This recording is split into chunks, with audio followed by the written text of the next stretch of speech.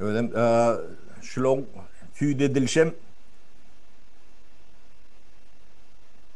gözgüyünler ne advokatı vardır, ne açık tüyde edilendir. Bu nereden üstüne koyulup bilinenlerdirler. Şu, ne yıl geçti yani 2002'den beri 20 yıl geçti. Ha.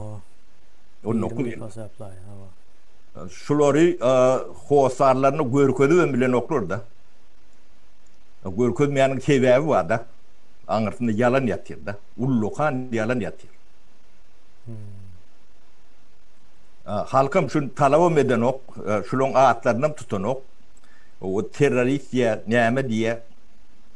Şular terör edecek olsa, koşun ellerini şunun.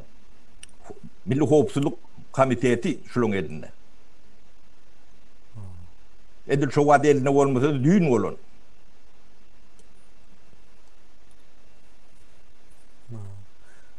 Bu sefer abi. Servet kulluklar elinde. Meclis elinde.